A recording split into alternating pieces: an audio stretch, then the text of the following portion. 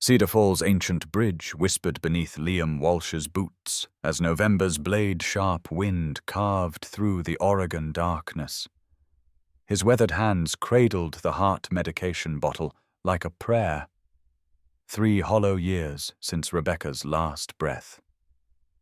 The Columbia River below murmured secrets to the stones, its obsidian surface catching fragments of streetlight. On the Riverside bench, a woman's silhouette trembled against the merciless cold. Her paper-thin coat surrendered to winter's assault, offering no sanctuary from the night's cruelty. Liam's gaze fell to the grey wool treasure in his arms. Rebecca's final masterpiece, each stitch woven with dying love before cancer claimed her gentle fingers.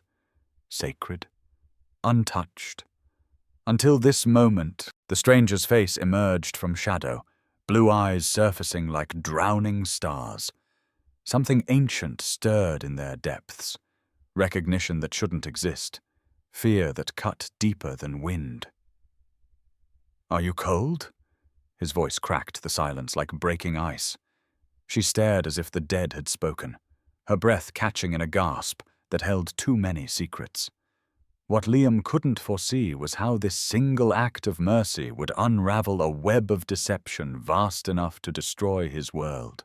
The woman's fingers closed around the grey wool like a lifeline, her knuckles white against the fabric.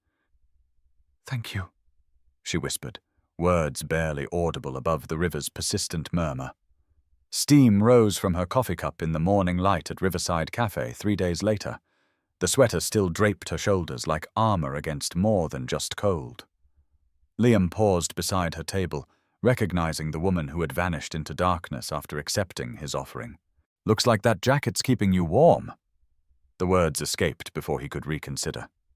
She looked up from the local newspaper spread before her, pen marks scattered across articles about struggling businesses. A smile ghosted across her lips, the first he'd witnessed. "It does the job perfectly. Thank you." Her voice carried educated polish that didn't match her previous vulnerability. "Liam Walsh." He extended his hand, noting how her fingers trembled slightly before accepting his grip. "Holly." No last name followed, hanging in the air like unfinished business. Her attention returned to the newspaper, specifically to a circled headline about downtown redevelopment. The red ink around his woodshop's name made his stomach clench. Something wasn't right about this woman's interest in local commerce. The cafe's bell chimed as 6-year-old Zoe burst through the entrance, backpack bouncing against her spine. "Dad, Miss Henderson said I did the best math work in class." Her enthusiasm filled the space between tables, drawing Holly's sharp attention. "This is Zoe, my daughter." Pride warmed Liam's voice despite his growing unease. Holly studied the child with calculating eyes that seemed to measure and weigh. "Hi there, Zoe. How old are you?"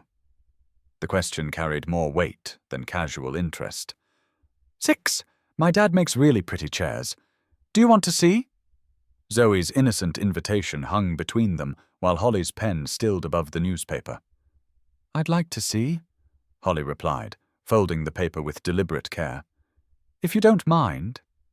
Her acceptance felt like stepping into a trap neither of them could see. The walk to Liam's workshop revealed Holly's unusual knowledge of Cedar Falls history.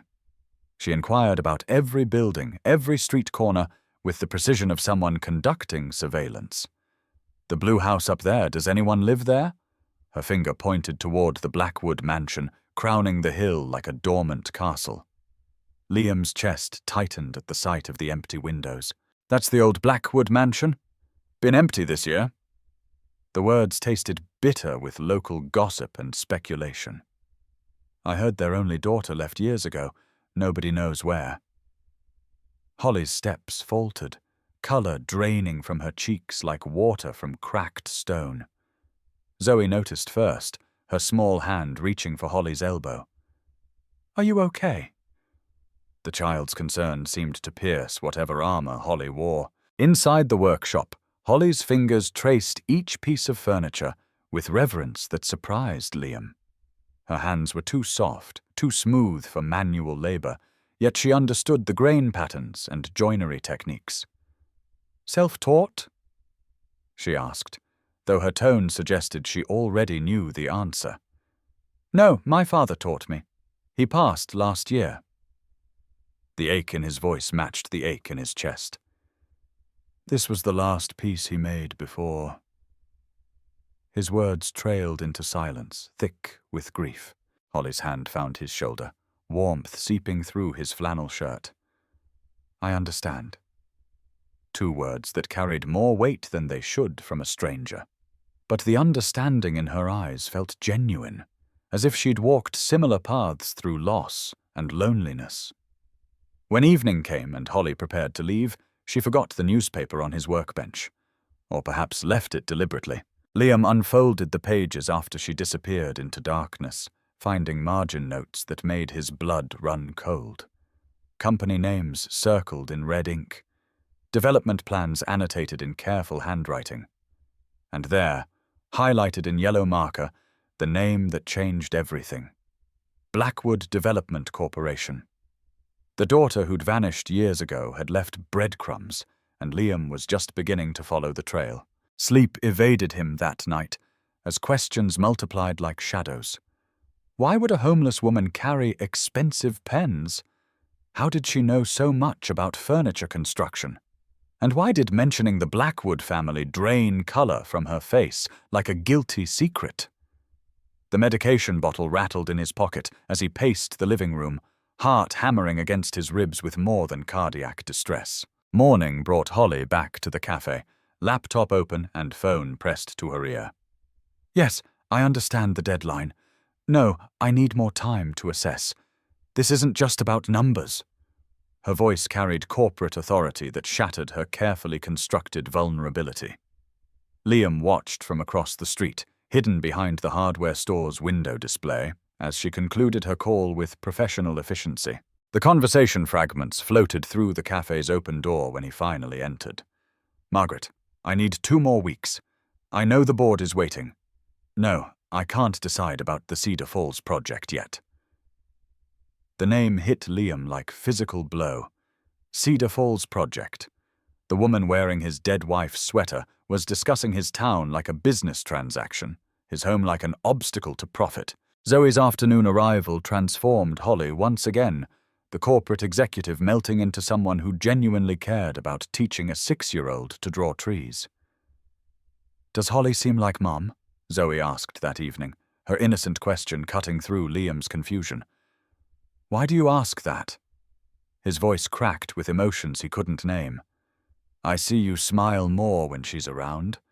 The truth from a child's lips stung worse than any accusation. The internal war raged between what his eyes saw and what his heart felt. Holly's gentleness with Zoe seemed genuine. Her tears when discussing Rebecca's death appeared real. Yet the phone calls continued, always in hushed tones, always about timelines and assessments and projects that involved his community's future. Something was desperately wrong with this picture, and Liam feared the truth would destroy more than just his growing feelings. Old Baker from the town council arrived at the workshop the next morning, worry lines etched deep around his eyes. Liam, I have to tell you about this. There are rumors a big company wants to buy the entire downtown area for a shopping complex. The hammer slipped from Liam's grip, clattering against the workbench. They've approached several property owners, offering high prices, but Baker's pause stretched like a held breath. Which company? Liam's voice sounded foreign to his own ears. Blackwood Development. They're known for modernizing small towns. Baker's fingers formed air quotes around the euphemism, meaning they tear everything down and build new. The workshop suddenly felt smaller, walls closing in with the weight of inevitable change. 3 generations of Walsh craftsmanship reduced to rubble for progress that nobody requested. That evening, Liam decided to test his growing suspicions. Holly, have you heard of Blackwood Development? The question landed like a stone in still water, sending ripples across her composed features. Coffee nearly sprayed from her lips. Why do you ask? Deflection wrapped in casual curiosity, but her grip tightened on the cup handle. I heard they want to buy land here, Have you ever heard of them? I might have read about them somewhere. Her eyes darted away, focusing on anything except his face. Why are you concerned? The counter-question felt like corporate strategy, redirecting attention from uncomfortable territory. Because if they buy enough land, this workshop will have to close. Zoe and I will have to move away. His words hit their target with precision, watching her composure crack like ice under pressure. Holly stood abruptly, pacing the small space like a caged predator. Maybe they'll offer good packages for affected people. The words sounded rehearsed, corporate speak that revealed more than it concealed. Packages? Liam's voice sharpened.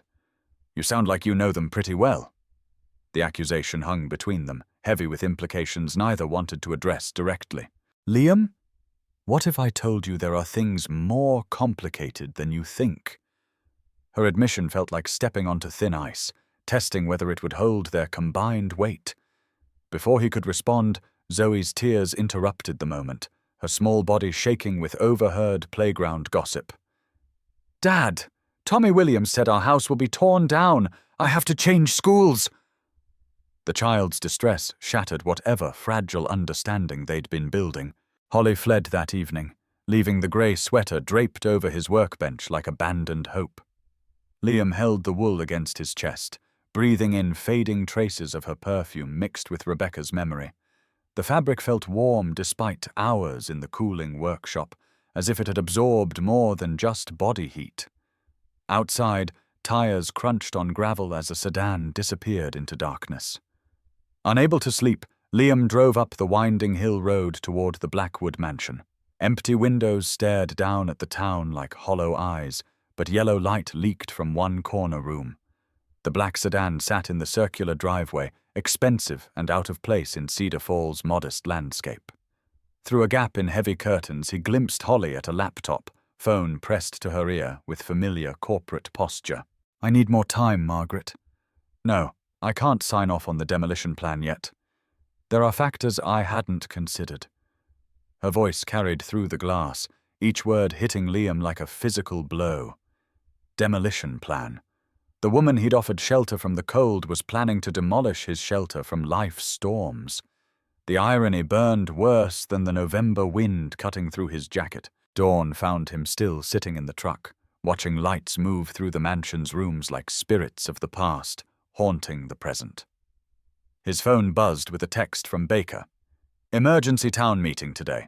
Blackwood Development filing official papers. All business owners required to attend.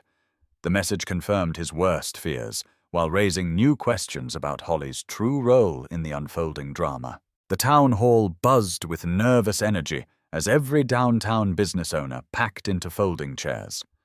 Margaret Blackwood commanded the front of the room like a general addressing troops, her silver hair and black suit projecting corporate authority. Ladies and gentlemen, I'm Margaret Blackwood, CEO of Blackwood Development. The name hit Liam like a freight train. Blackwood, the mother of the vanished daughter, the executive whose voice he'd heard through mansion windows. We want to transform Cedar Falls into a modern community, bringing new jobs and opportunities for everyone. Our project will create 500 jobs, attract tourists, put this town on the map. Margaret's pitch sounded rehearsed, polished by countless similar presentations in countless similar towns. Progress disguised as community improvement, profit wrapped in prosperity promises. Miller from the hardware store stood first. What about existing businesses?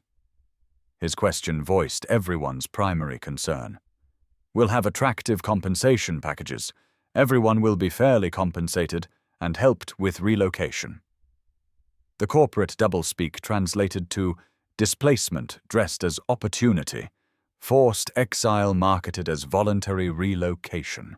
Liam rose from his chair, anger overriding caution. Relocate where? This is our home. His voice carried 3 generations of attachment to this place, roots too deep for easy transplanting. Margaret's cold gaze assessed him like a problem requiring solution. Mr. The pause demanded identification, cataloguing potential resistance. Walsh. Liam Walsh. I inherited this woodshop from my father, my grandfather, 3 generations living here. Pride and defiance strengthened his voice, despite the tremor in his hands. Mr. Walsh, progress sometimes requires sacrifice. We understand it's not easy, but... Her patronizing tone sparked fresh anger in his chest. By the way, where is your daughter? I heard she left years ago. What does she think about destroying the town where she grew up? The question struck its target with unexpected force. Margaret's composure cracked, revealing something vulnerable beneath the corporate armor. Color drained from her face like guilt made visible. My daughter has been out of touch with the family for years. She has no decision-making power in the company anymore.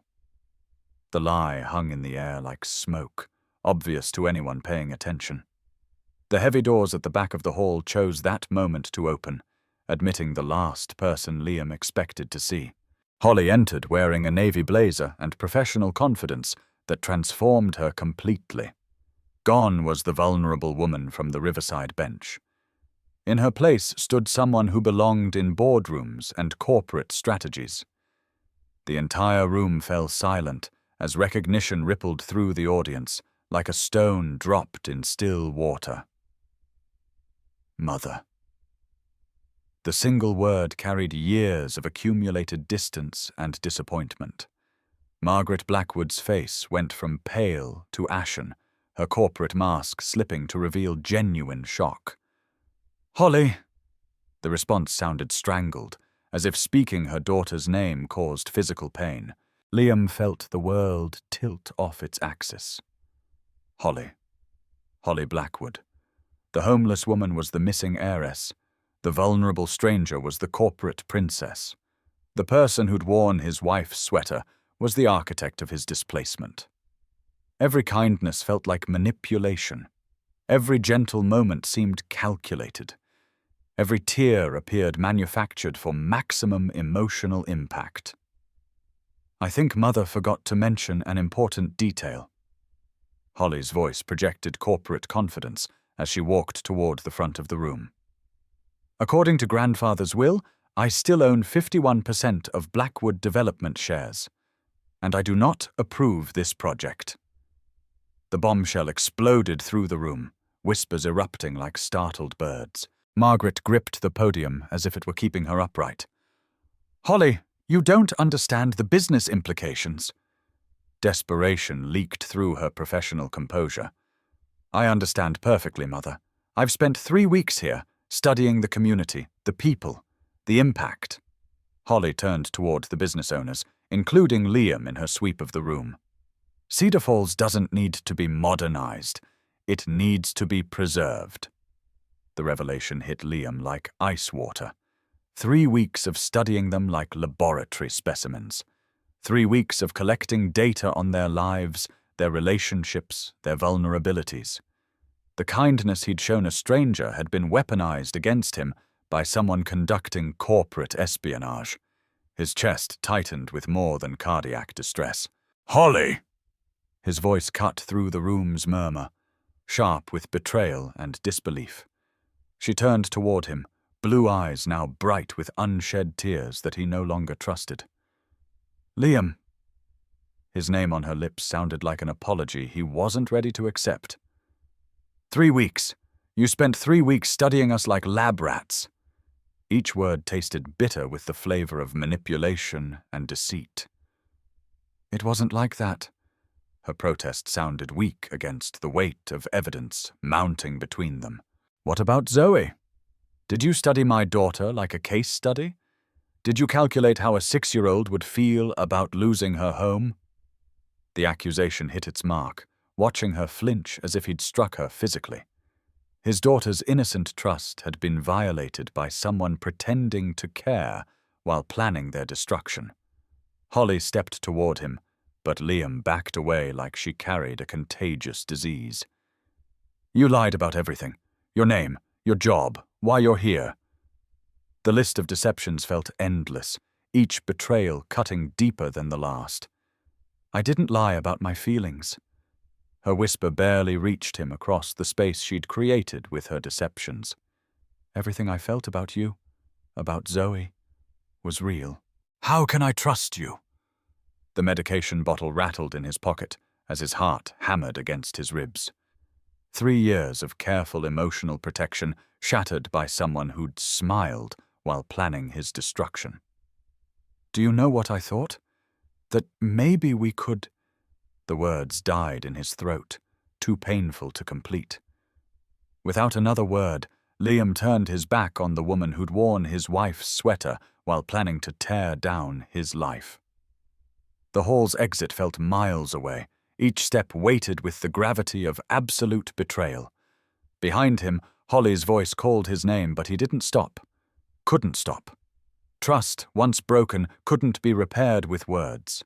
The parking lot offered no sanctuary from the storm raging in his chest. Holly caught up with him beside his truck, her professional composure cracking like ice in spring. "Liam, wait!" Desperation colored her voice, but he'd learned not to trust the emotions she displayed. "What do you want now, Holly? Or should I call you Ms. Blackwood?" The formal address created distance he desperately needed. "Let me explain." She reached toward him, but he stepped back. Physical contact felt like accepting poison from someone who'd already nearly killed him with kindness. "Explain what? That you manipulated me? Manipulated my daughter?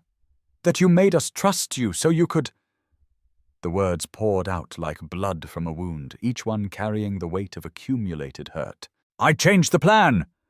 Her shout echoed off the surrounding cars, startling them both with its intensity.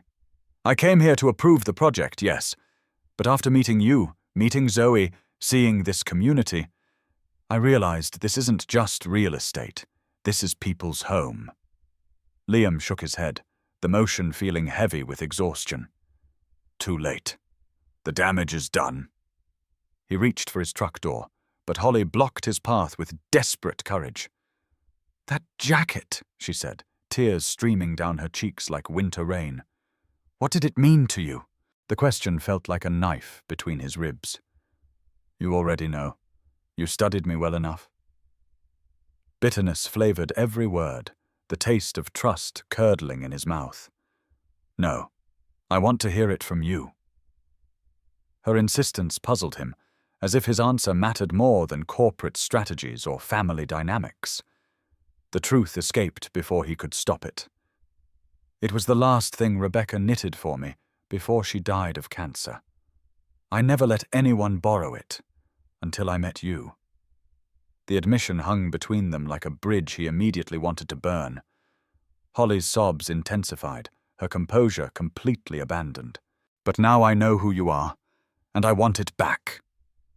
The words felt like amputating part of himself, but the grey sweater represented too much to leave in the hands of someone who'd betrayed everything it symbolized. He started the truck's engine, letting mechanical noise fill the space where understanding used to live. 2 weeks passed like a slow, healing wound. Cedar Falls divided between those who supported Holly's intervention and those who believed she was manipulating the situation for unknown corporate purposes. Liam tried returning to his old routines, but everything felt different now. The workshop echoed with conversations that would never happen. His morning coffee tasted like disappointment. Zoe asked about Holly every day, her 6-year-old heart unable to comprehend adult complexities of deception and betrayal. "Why doesn't Holly come anymore, Dad?" The question pierced him each time, forcing him to choose between honesty that would hurt his daughter and lies that would preserve her innocence. "She's busy with work, sweetheart." The half-truth felt like swallowing glass, protecting Zoe from the knowledge that someone she'd grown to love had been using their affection as a tool for corporate intelligence gathering. But protecting his daughter meant carrying the full weight of betrayal alone. Mrs. Henderson called from school with concerns about Zoe's withdrawn behavior. "She's more isolated, not participating in activities. Is everything okay at home?" The teacher's worry added guilt to Liam's growing collection of emotions he couldn't properly process. His daughter was suffering because of his poor judgment in trusting someone too good to be true. That evening, he found Zoe drawing in the workshop corner, her small hands creating something that made his chest ache. 3 figures stood beneath a house with smoke rising from the chimney: a tall man, a small child, and a woman wearing a grey sweater. Above them she'd written, "My dream family," in careful first-grade letters. "What are you drawing?" Though he already knew the answer, seeing it confirmed felt like reopening a wound. "My dream family. With Holly." She didn't look up from her crayons, focused on adding yellow flowers around the house's foundation. The innocent honesty in her voice nearly broke him. Liam knelt beside his daughter, studying the simple drawing that represented complicated emotions. "Do you know Holly wasn't completely honest with us?"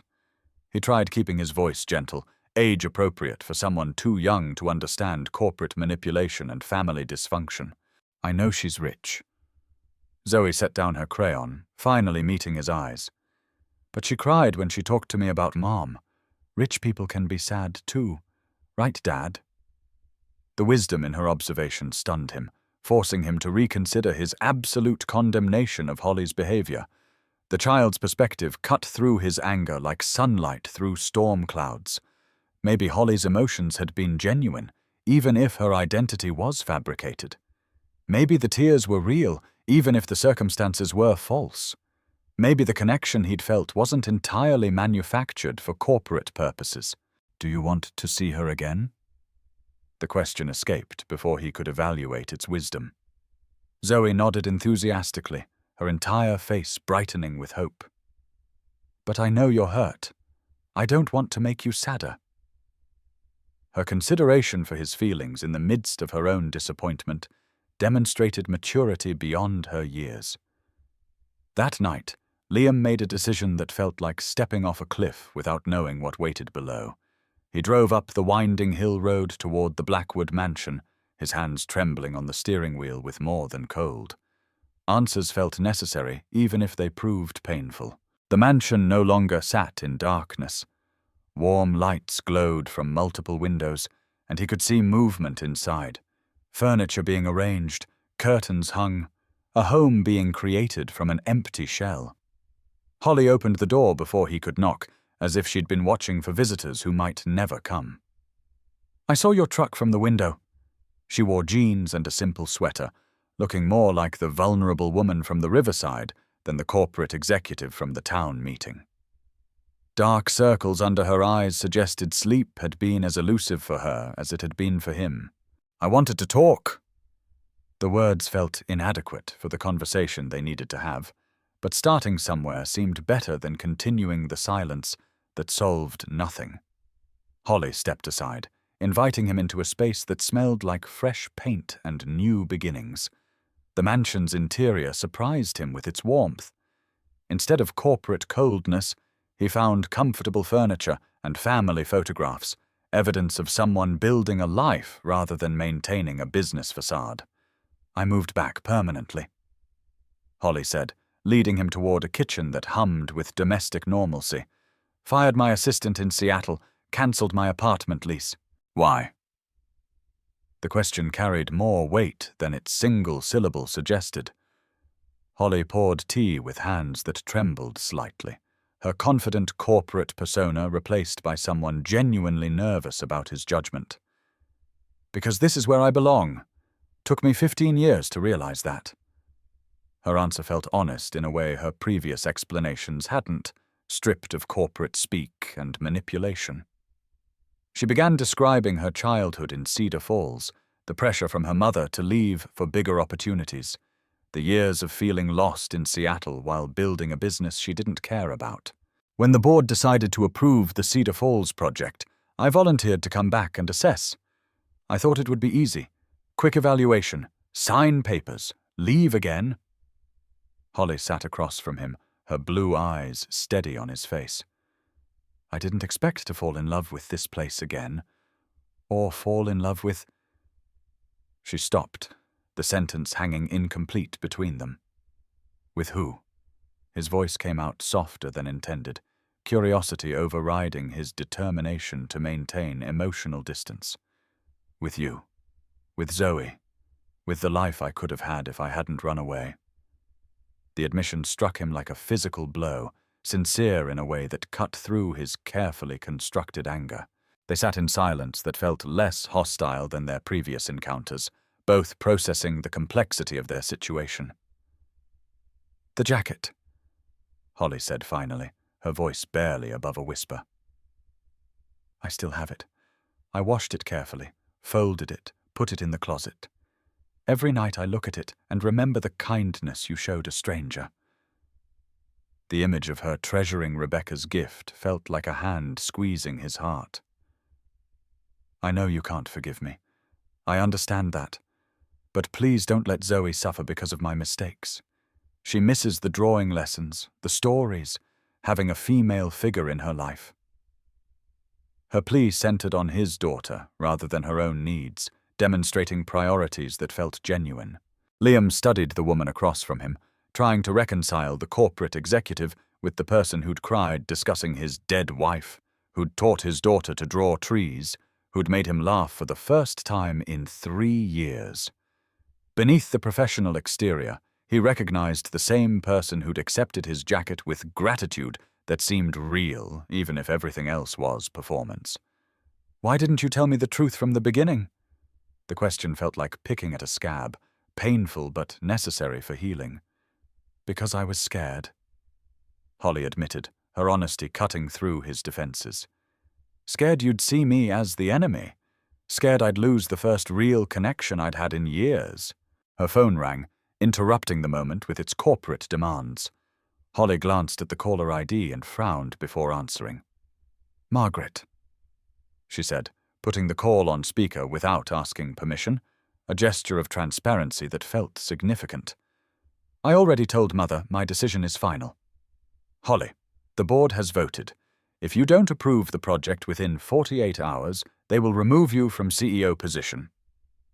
Margaret's voice carried the cold authority Liam remembered from the town meeting, corporate pressure disguised as maternal concern.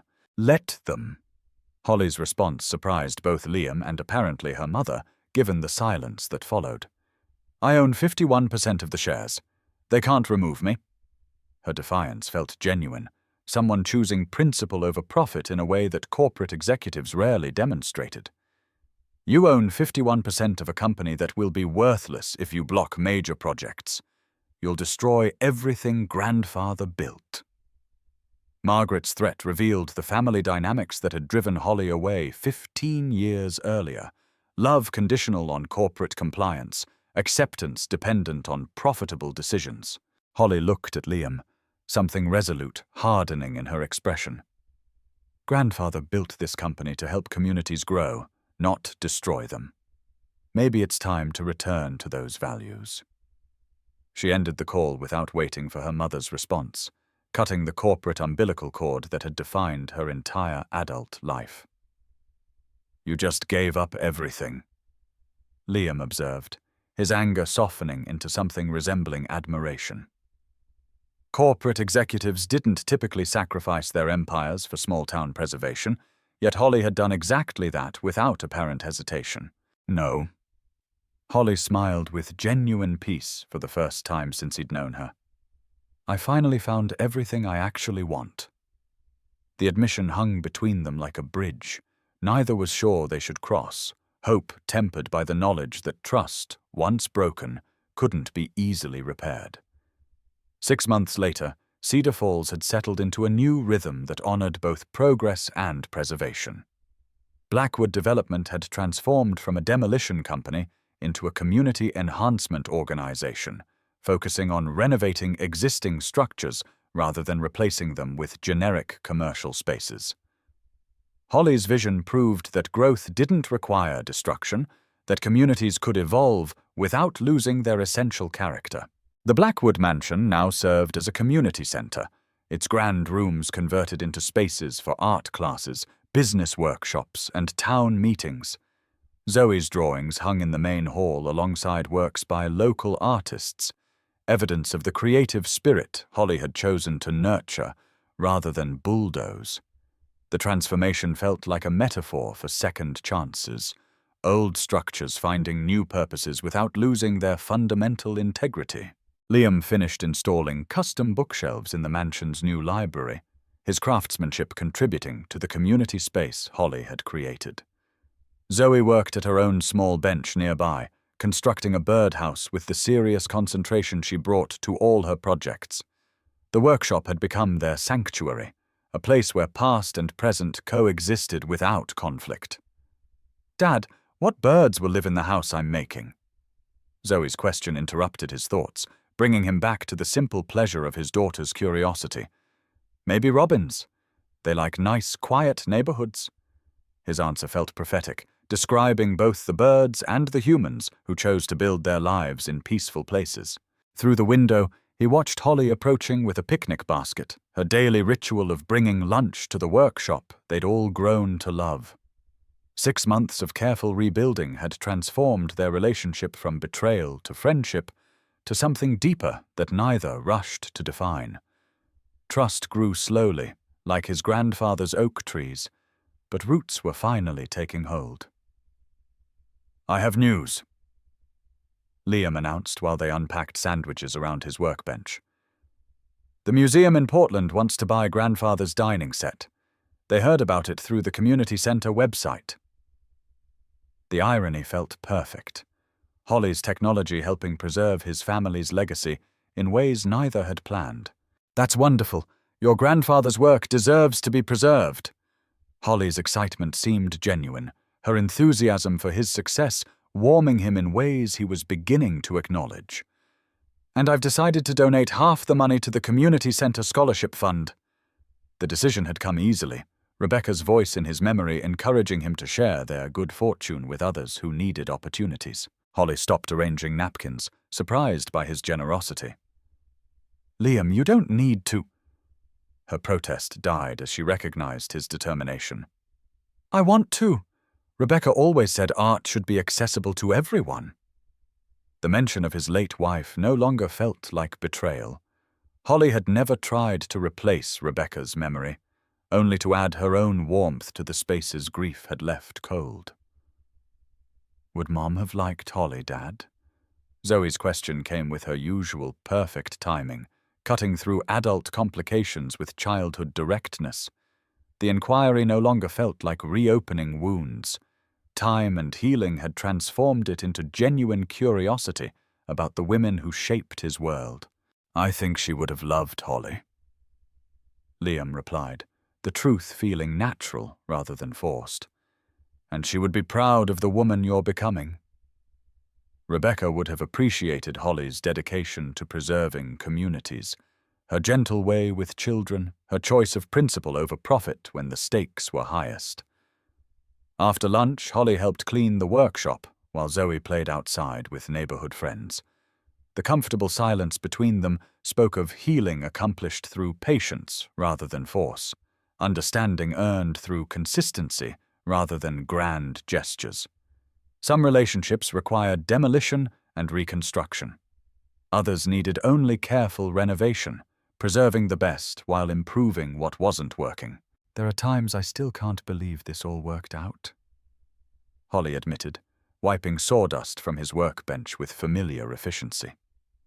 The workshop had become as much hers as his, a shared space where they built both furniture and the foundation of their evolving relationship. "There are times I wonder what would have happened if I hadn't given you that jacket." The memory no longer carried only pain. It had become the beginning of their story, rather than the scene of his greatest mistake. Holly paused in her cleaning, reaching into her bag to withdraw a carefully folded grey wool sweater.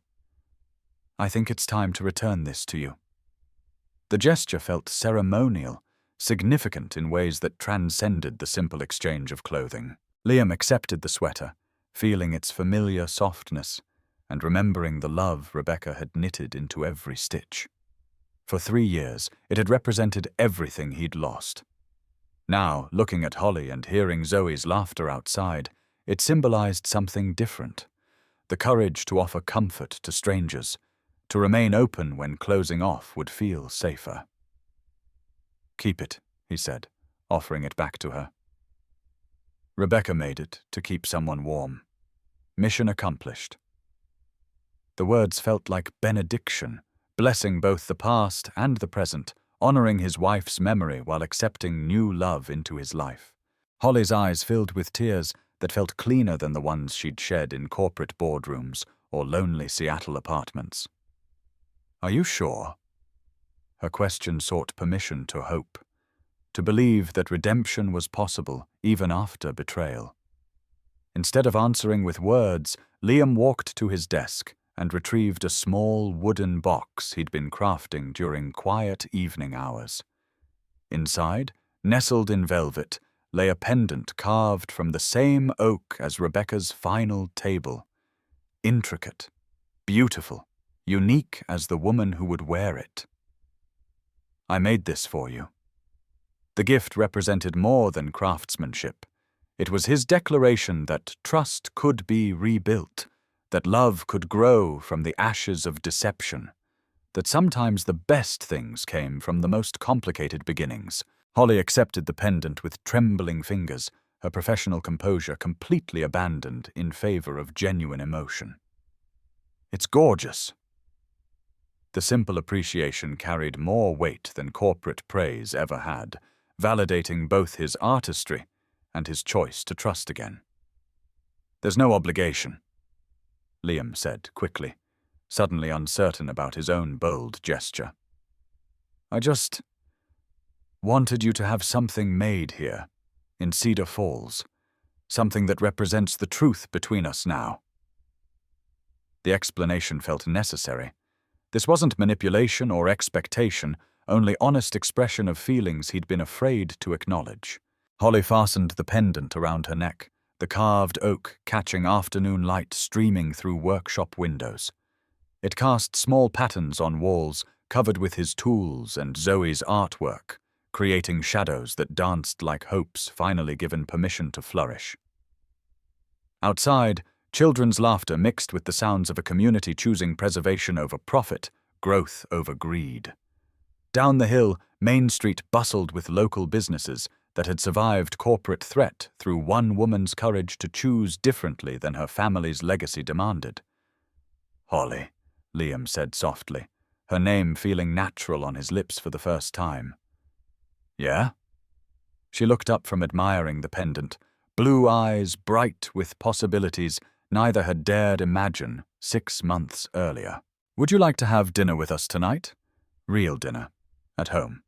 Nothing fancy. The invitation represented more than a meal. It was acceptance, forgiveness, and the tentative beginning of something that might grow into forever if they tended it carefully. Holly smiled with the radiance of someone who'd found her way home after years of wandering. I'd love to. The acceptance sealed something between them, a promise to build rather than demolish, to preserve what mattered while allowing healthy growth. As they walked toward the house together, Zoe ran ahead clutching her finished birdhouse, chattering about the robins who would soon make it their home. Evening light bathed Cedar Falls in golden warmth, and somewhere in the distance, a bird called to its mate with the eternal song of those who choose to stay rather than flee. Home wasn't just a place, Liam realized. Sometimes it was the people who chose to remain, to build something beautiful from broken pieces, to offer their jacket to strangers, and be surprised by the warmth that returned. Sometimes it began as simply as kindness offered without expectation, growing into love that could weather any storm. The grey wool sweater had served its purpose, keeping someone warm when they needed it most. But its greatest gift wasn't protection from cold. It was the reminder that generosity, even when it felt risky, could change everything for everyone willing to give their heart another chance.